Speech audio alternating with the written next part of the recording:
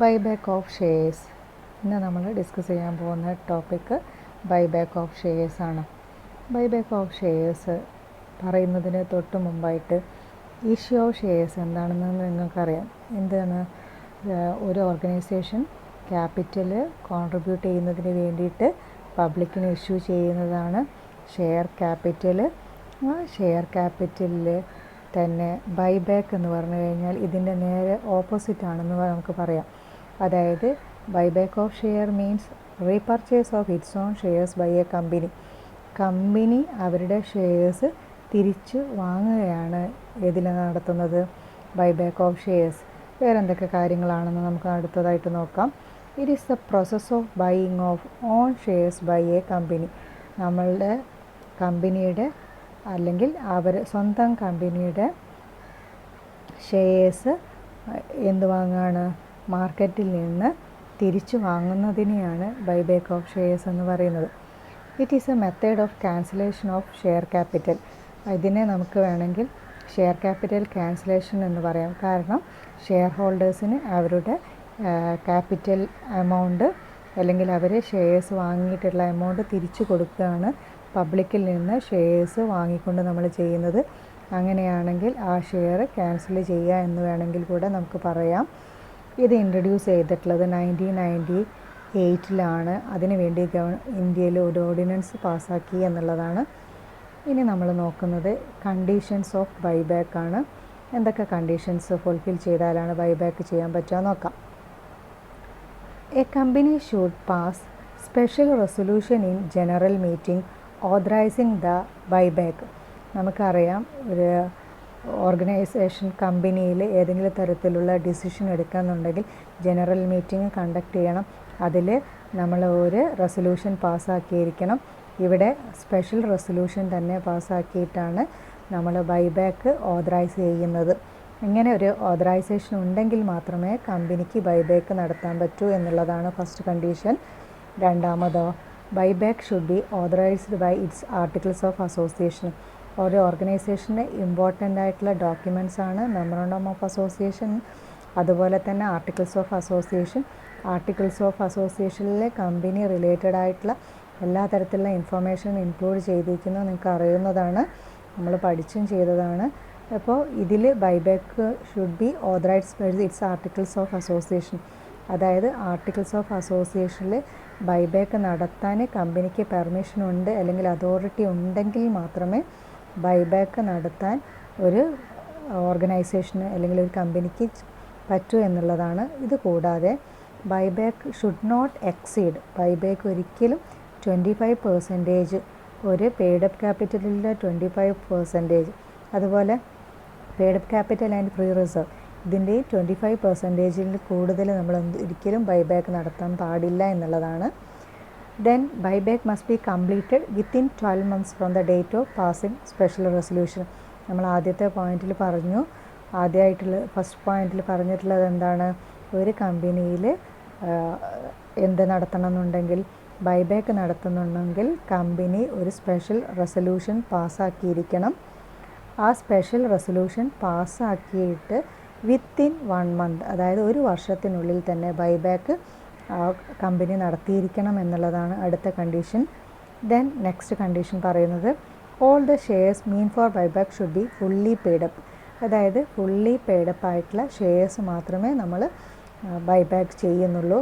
അല്ലെങ്കിൽ ഒരു company buyback ചെയ്യുന്ന സമയത്ത് ആ ഷെയർസ് ഫുള്ളി പെയ്ഡപ്പ് ആണോ, ഏതെങ്കിലും തരത്തിലുള്ള അരിയേഴ്സ് അതിനുണ്ടോ എന്നുള്ള കാര്യങ്ങൾ ചെക്ക് ചെയ്യേണ്ടതാണ്. ഫുള്ളി പെയ്ഡപ്പ് ഉള്ള ഷെയർസുകൾ മാത്രമേ ബൈബാക്ക് ചെയ്യുന്നുള്ളൂ. ഇനി നമ്മൾ നോക്കുന്നത് കണ്ടീഷൻസ് ഫോർ ബൈബാക്ക് ആണ്. ഒരു പർട്ടിക്കുലറായിട്ടുള്ള ബൈബാക്ക് നടത്തുന്ന സമയത്ത് എന്തൊക്കെ കണ്ടീഷൻസുകളാണ് ഒരു കമ്പനി ഫുൾഫിൽ ചെയ്യേണ്ടത് നമുക്ക് നോക്കാം. ആദ്യം പറയുന്നത് a declaration of solvency has to be file with SEBI and registrar of companies. അതായത് ബൈബാക്ക് നടത്തുന്നുണ്ട് എന്ന് ഒരു ഓർഗനൈസേഷൻ ഡിസൈഡ് ചെയ്യുകയാണെങ്കിൽ അത് ഒരു ഡിക്ലറേഷനായിട്ട് സെബിക്ക് അതുപോലെ തന്നെ രജിസ്ട്രാർ ഓഫ് കമ്പനീസിന് നമ്മൾ സെൻഡ് ചെയ്തിരിക്കണം അല്ലെങ്കിൽ ഫയൽ ചെയ്യുക എന്നുള്ളതാണ്.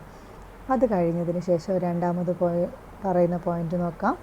After completion of buyback, a company cannot issue same kind of shares for a period of 24 months. നമ്മൾ ബൈബാക്ക് നടത്തുകയാണെങ്കിൽ എന്ത് ചെയ്യാൻ പാടില്ല, സിമിലർ ടൈപ്പ് ഓഫ് ഷെയർസ് ഒരു 2 വർഷത്തേക്ക് ഇഷ്യൂ ചെയ്യാൻ പാടില്ല എന്നുള്ളതും കണ്ടീഷനാണ്. Third one, the ratio of the debt owned by the company is not more than twice the aggregate of capital and its reserve after such buyback, not more than 2:1. അതായത് ratio നമ്മൾ കമ്പനിയിൽ buyback നടത്തി കഴിയുന്ന സമയത്ത് free റിസർവും aggregate of ക്യാപിറ്റലും തമ്മിലുള്ള ratio ഒരിക്കലും എന്താവാൻ പാടില്ല, 2:1 കൂടാൻ പാടില്ല എന്നുള്ളതാണ്. Then last one, in the case of listed shares, buyback should be made in accordance with the SEBI regulations.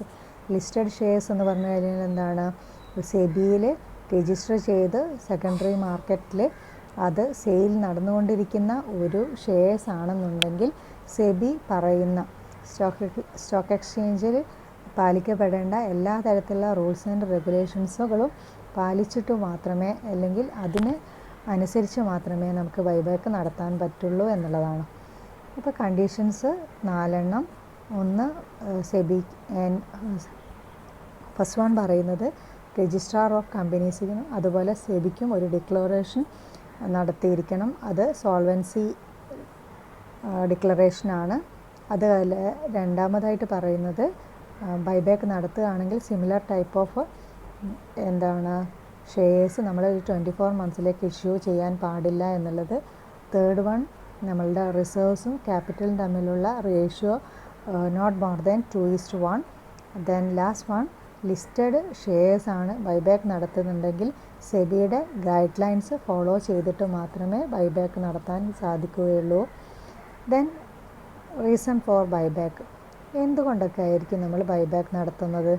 First one, to increase its share value. ഷെയറിൻ്റെ വാല്യൂ ഇൻക്രീസ് ചെയ്യിക്കാൻ buyback നടത്തുന്നു. അതെങ്ങനെയാണ് വാല്യൂ? ഇതിൽ നമ്പർ ഓഫ് ഷെയർസുകളുടെ എണ്ണം കുറയുന്നുണ്ട്. ഇപ്പോൾ value, ഷെയറിൻ്റെ എണ്ണം കുറയുന്നു, demand കൂടുന്നു. ഡിമാൻഡ് ഇൻക്രീസ് സപ്ലൈ കുറയുകയാണെങ്കിൽ ഡിമാൻഡ് കൂടുന്നു, പ്രൈസ് ഇൻക്രീസ് ചെയ്യുന്നു. To shrink equity base thereby injecting more flexibility.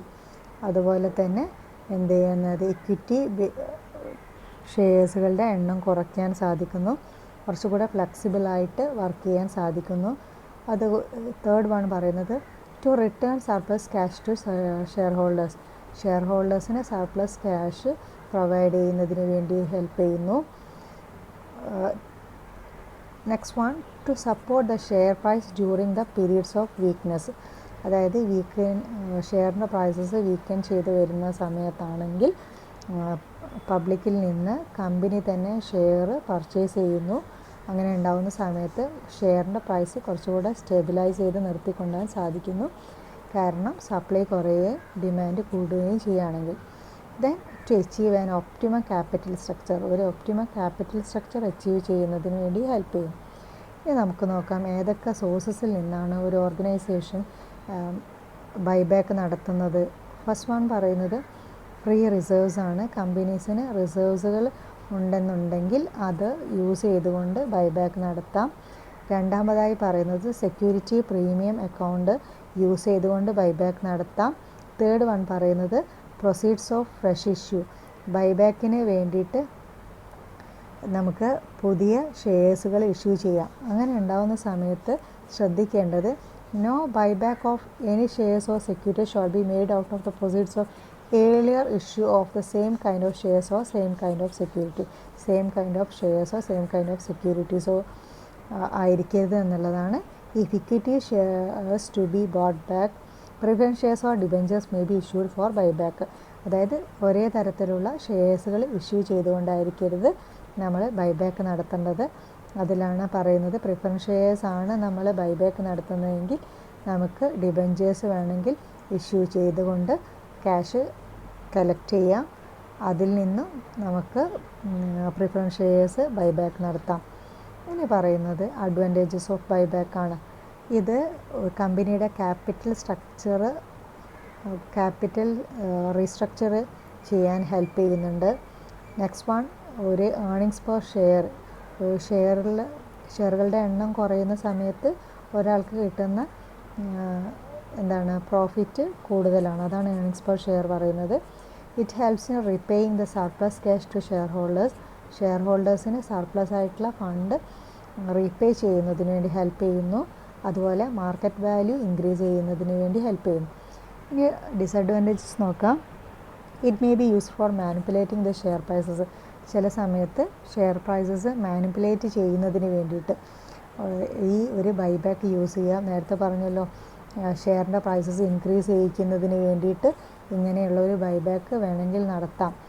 അതുപോലെ തന്നെ ഇൻസൈഡർ ട്രേഡിങ്ങിന് എന്ന് പറഞ്ഞു കഴിഞ്ഞാൽ എന്താ, ഓർഗനൈസേഷന് സെൻസിറ്റീവായിട്ടുള്ള ഇൻഫർമേഷൻസ് കിട്ടാൻ ചാൻസ് ഉള്ള ആൾക്കാർ എന്ത് ചെയ്യാം, ഇങ്ങനെ പർച്ചേസ് നടത്തുന്നുണ്ടെന്ന് ഡിസിഷൻ വന്നു കഴിഞ്ഞാൽ തന്നെ അവരെന്ത് ചെയ്യാം, മാർക്കറ്റിൽ നിന്ന് അവർ വാങ്ങിയതിന് ശേഷം ഉയർന്ന വിലയ്ക്ക് കമ്പനിക്ക് വിൽക്കാനുള്ള ചാൻസസുകൾ വരുന്നു. അങ്ങനെ ഒരു ചെറിയ വിഭാഗം ആൾക്കാർക്ക് മാത്രം പ്രോഫിറ്റ് ഏൺ ചെയ്യാനുള്ള രീതിയിലേക്ക് ചിലപ്പം പോവാം. അതുപോലെ മൈനോറിറ്റി ആയിട്ടുള്ള ഷെയർ ഹോൾഡേഴ്സിൻ്റെ പോർഷൻസ് കുറയുകയാണ് ചെയ്യുന്നത്.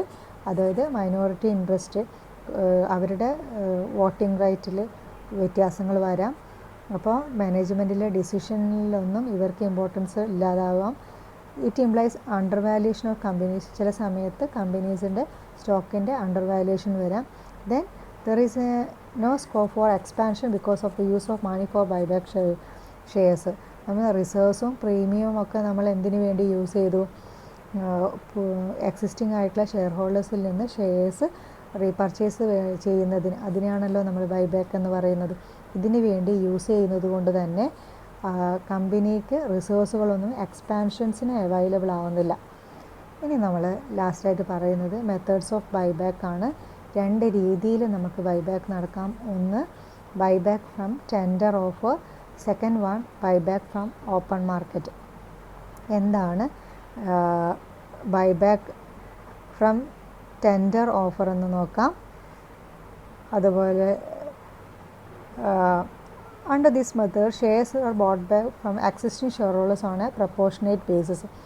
ഓൾറെഡി ഉള്ള ഷെയർ ഹോൾഡേഴ്സിൽ നിന്നും പ്രപ്പോർഷനേറ്റ് ആയിട്ടുള്ള രീതിയിലാണ് ബൈബാക്ക് നടത്തുന്നത്.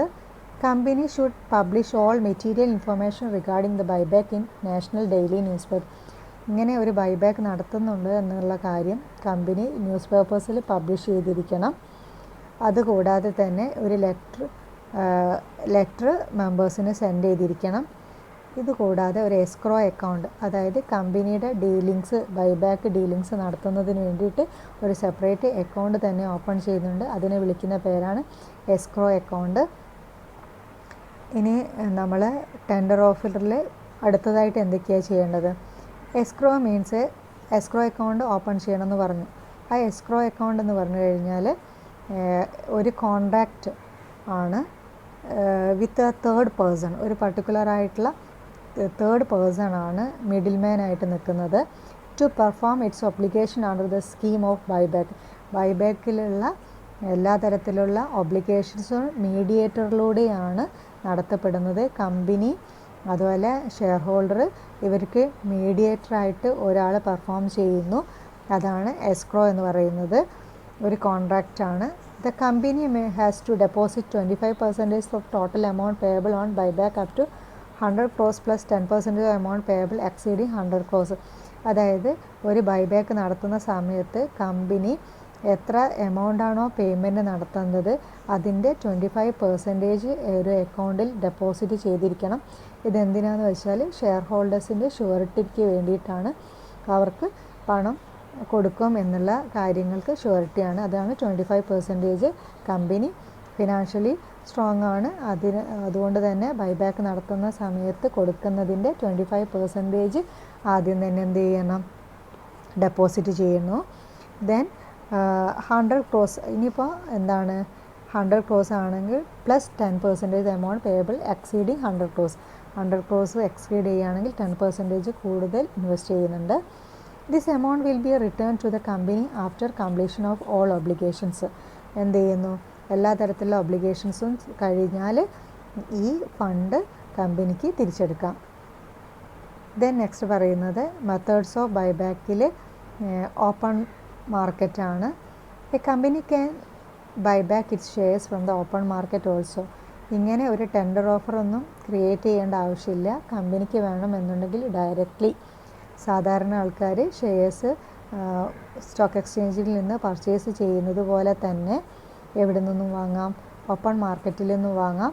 ഇത് ഏത് രീതിയിലാണ്? This can be done either through stock exchange, ഒന്നെങ്കിൽ സ്റ്റോക്ക് എക്സ്ചേഞ്ചിലൂടെ, അല്ലെങ്കിൽ book building process. Book building process എന്ന് പറഞ്ഞു കഴിഞ്ഞാൽ ഷെയർ ഹോൾഡേഴ്സ് അവരുടെ ഷെയർസ് വിൽക്കാൻ താല്പര്യപ്പെടുത്തുകൊണ്ട് കമ്പനിയിലേക്ക് ആണ് അവരുടെ പ്രൈസ് കോട്ട് ചെയ്യുന്നു. അത് കമ്പനിക്ക് ഏത് പ്രൈസസ് ആണോ അവരെ സംബന്ധിച്ചിടത്തോളം ആക്സെപ്റ്റബിൾ, അതിനനുസരിച്ച് എന്ത് ചെയ്യുന്നു, ഒരു പ്രൈസ് ഫിക്സ് ചെയ്യുകയും ആ പ്രൈസസ് ഏറ്റവും ഹൈ പ്രൈസസ് ആരാണോ കോട്ട് ചെയ്തിട്ടത്, അല്ലെങ്കിൽ ഏറ്റവും ലോ പ്രൈസസ് ആരാണോ കോട്ട് ചെയ്തിട്ടുള്ളത്, മേ ബി അതിൻ്റെ ഇൻ ബിറ്റ്വീൻ ആയിരിക്കും ഒരു കമ്പനി ഫിക്സ് ചെയ്യുന്ന പ്രൈസസ്.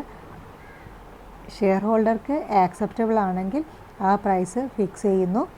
ആ പ്രൈസിൽ നിന്ന് ഷെയർ ഹോൾഡേഴ്സിൽ നിന്ന് ഷെയർസ് പർച്ചേസ് ചെയ്യുകയാണ് ചെയ്യുന്നത്.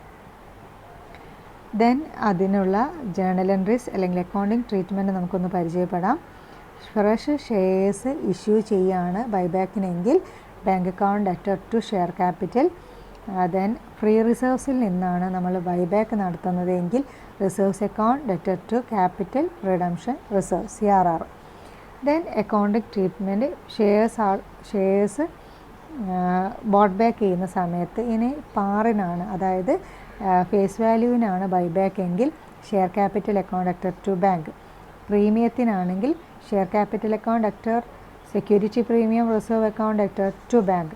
അറ്റ് ഡിസ്കൗണ്ട്, ഇനി ഡിസ്കൗണ്ടിനാണെങ്കിൽ share capital account debtor to bank to capital reserves. ഇനി ഏതെങ്കിലും തരത്തിലുള്ള എക്സ്പെൻസസ് ഇൻകർ ചെയ്തിട്ടുണ്ട് ബൈബാക്കിനെങ്കിൽ നമുക്ക് ഒരു ജേണൽ എൻട്രിയും കൂടെ ഉണ്ട്. അത് buyback expenses account debtor to bank. Then ഈ എക്സ്പെൻസസ് നമ്മൾ പ്രോഫിറ്റ് ആൻഡ് ലോസ് അക്കൗണ്ടിലേക്ക് ട്രാൻസ്ഫർ ചെയ്തുകൊണ്ടാണ് ക്ലോസ് ചെയ്യുന്നത്. അങ്ങനെയെങ്കിൽ നമുക്ക് ജേണൽ എൻട്രി എന്ന് പറയുന്നത് എന്താണ്? Profit and loss account debtor to buyback expenses. ഇത്രയും കാര്യങ്ങളാണ് നമുക്ക് ബൈബാക്കിൽ